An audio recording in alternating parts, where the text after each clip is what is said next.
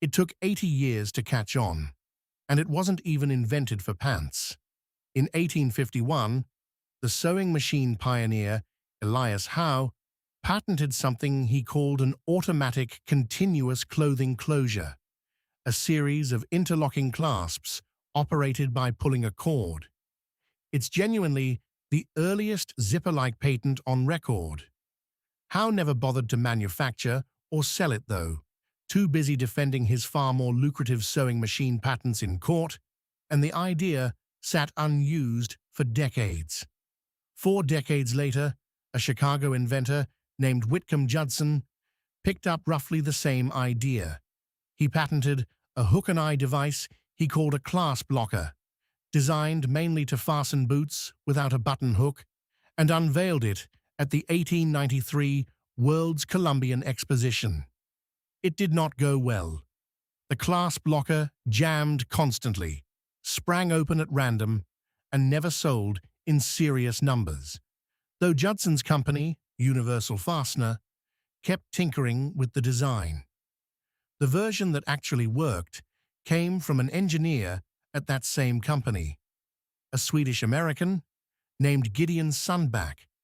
Between 1913 and 1917, Sundback completely redesigned the mechanism, using identical, scoop-shaped teeth on 2 fabric tapes that interlocked smoothly when a slider pulled them together.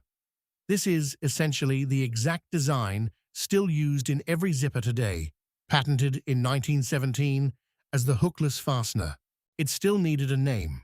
That came from an unexpected source, the tire company B.F. Goodrich, which licensed the fastener for a line of rubber boots in 1923 and marketed them as zipper boots, coining the word zipper as pure onomatopoeia for the sound the thing made.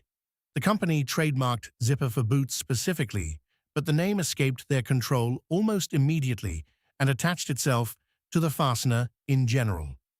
Even with a catchy name, clothing designers wanted nothing to do with it for years.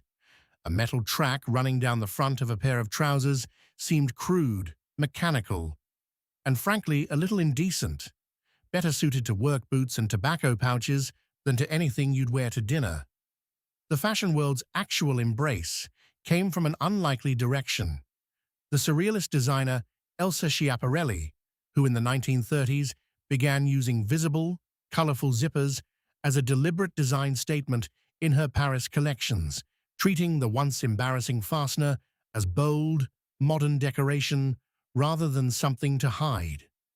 Menswear caught up in 1937, when zippers finally started appearing on men's trouser flies, marketed explicitly as faster and more modern than a row of buttons. Women's dresses and children's clothing followed within just a few years, the latter marketed to Depression-era parents on a very practical selling point. A zipper let a small child dress independently without needing an adult's help with buttons. World War II cemented the zipper's place for good. Military uniforms, flight suits, boots, and equipment bags all switched to zippers for speed and reliability under pressure, and millions of soldiers came home with the habit of trusting a zipper over buttons for anything that needed to close fast and stay closed. Metal stayed the standard material for decades until post-war plastics manufacturing made nylon and molded polyester teeth cheaper and more flexible than stamped metal, opening the door to the lightweight, colorful zippers used in most clothing today. And one company, more than any other, came to dominate the modern zipper industry, YKK, founded in Japan in 1934 by Tadao Yoshida. Today, YKK manufactures roughly half of all the zippers produced on Earth, which is why that same 3-letter logo shows up on jackets, backpacks, and jeans practically everywhere you look.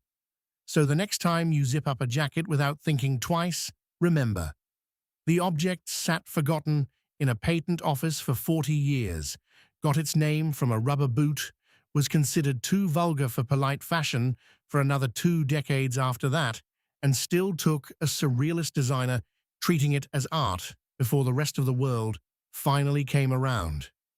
Follow for the next object.